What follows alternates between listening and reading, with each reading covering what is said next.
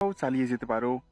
তোমার কাজ হলো আমাকে এবং আমার মেয়েকে নিয়ে যাওয়া আর নিয়ে আসা। আমার মেয়ে ইন্টার প্রথম বর্ষে পড়ে। তোমার চিন্তা নেই বাবা, আমার বাসায় থেকে তোমার পড়াশোনা চালিয়ে যাবে। আর তোমার বেতন এই মাস থেকে 15,000 টাকা। আপনার অফিস মানে? এবি কোম্পানির নাম শুনেছ নিশ্চয়ই। আমি সেই এবি কোম্পানির মালিক আব্দুল বসার চৌধুরী। এবং বলো তুমি রাজি কিনা। বেতন নিয়ে চিন্তা করো না, তুমি চাইলে তোমার বেতন বাড়িয়ে দিতে পারি আমি। আঙ্কেলের কথা শুনে কি বলবো বুঝতে পারছি না। আমি তাড়াতাড়ি করে আঙ্কেলকে সালাম করে নিলাম। তারপর আঙ্কেল আমায় বললেন। কি বাবা, তুমি রাজি তো? খুশি হয়ে বললাম, হ্যাঁ আঙ্কেল, আমি রাজি। চলো তুমি আমার সাথে। কোথায় আঙ্কেল? আমার বাসায়। আঙ্কেল, বললেন না আপনার মিটিং আছে? যাবে তার আগে তোমার পরিষ্কার হতে হবে। তুমি আমার সাথে আমার অফিসে যাবে। আজ থেকে তোমার চাকরি শুরু। আঙ্কেল, আমার সবকিছু তো বস্তিতে আছে। চলো তাহলে বসতিতে।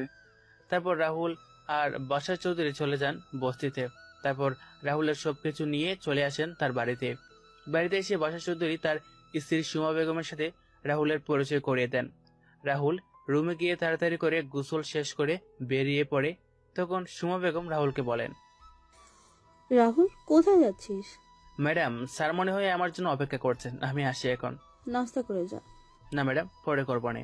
এই বলে আমি যেই বেরোতে যাব তখন সুমা ম্যাডাম আমার সামনে এসে বলেন, তুই দাঁড়া, তুই আমার ম্যাডাম বলছিস কেন?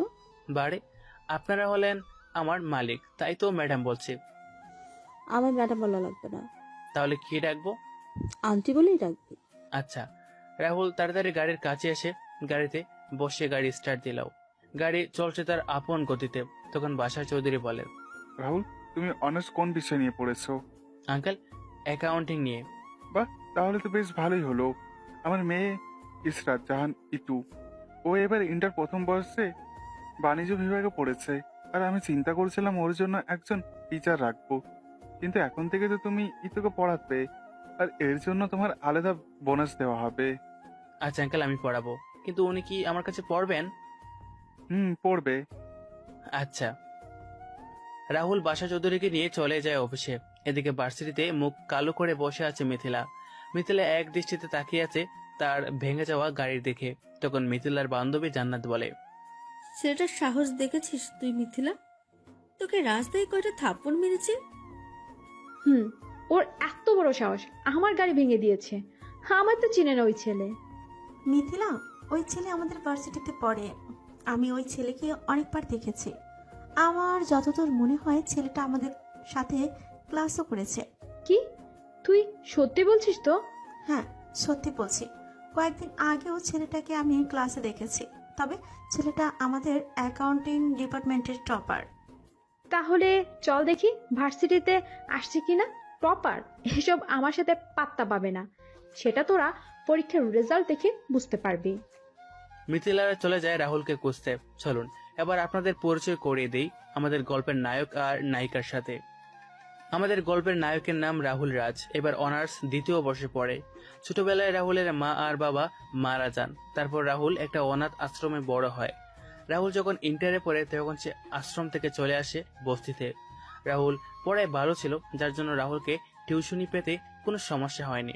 রাহুল টিউশনি করিয়ে নিজের খরচ বহন করে আর আর বাকিটুকু গল্প থেকে জানতে পারবেন। আমাদের গল্পের নায়িকা মিথিলা চৌধুরী। মিথিলা এবার অনার্স দ্বিতীয় বর্ষে পড়ে। মিথিলার বাবা একজন সায়েন্টিস্ট আর মা হলেন স্কুল শিক্ষিকা। বাকিটুকু গল্পে জানতে পারবেন। এদিকে মিথিলারা পুরো ভার্সিটি খুঁজেও রাহুলকে পেল না। মিথিলা আর ওর বান্ধবীরা চলে যায় বাসায়। রাহুলও বাসার চৌধুরীকে নিয়ে বাসায় ফিরে খাওয়া দাওয়া করে ফ্রেশ হয়ে বিছানায় শুয়ে পড়ে। কিছুক্ষণ পর ইতু রাহুলের রুমে এসে রাহুলকে ডাকতে থাকে। এই যে হ্যালো, এই যে শুনতে পাচ্ছেন? শুয়ে থাকতে থাকতে কখন যে চোখটা লেগে যায় বুঝতে পারেনি। হঠাৎ একটা মেয়ের কণ্ঠ শুনতেই আমার ঘুম ভেঙে যায়। তখন তাড়াতাড়ি করে উঠে বসি। পাশে তাকাতেই একটা মেয়েকে দেখতে পেলাম। তখনই মেয়েটা বলে, কি ব্যাপার, আপনি ঘুমাচ্ছেন কেন? আসলে শুয়েছিলাম, হুট করে চোখটা লেগে যায়। কিন্তু আপনি কে? আমি আপনার ছাত্রী আর এই বাড়ির মালিকের মেয়ে। ও আচ্ছা। নিন, এখন তাড়াতাড়ি রেডি হয়ে নিন। কেন? আমি একটু বের হব আর আপনি আমার সাথে যাবেন। আচ্ছা, আপনি নিচে গিয়ে 10 মিনিট অপেক্ষা করুন, আমি আসছি। কিন্তু নিচে গিয়ে তার বাবার সাথে কথা বলছিল। তখন রাহুল নিচে চলে আসে। তারপর রাহুল আর ইতু বেরিয়ে পড়ে। গাড়ি যখন নির্জন রাস্তা দিয়ে যাচ্ছিল তখন কয়েকটা গাড়ি এসে রাহুলদের গাড়ির সামনে এসে থামে আর রাহুলও ব্রেক করে। হুট করে ব্রেক করাতে ইতু কিছুটা হকচকিয়ে যায়। তখন ইতু বলে, কি হলো, হঠাৎ করে গাড়ি ভাবে ব্রেক করলেন কেন? আপনি গাড়ি চালাতে পারেন না? সামনে তাকিয়ে দেখুন।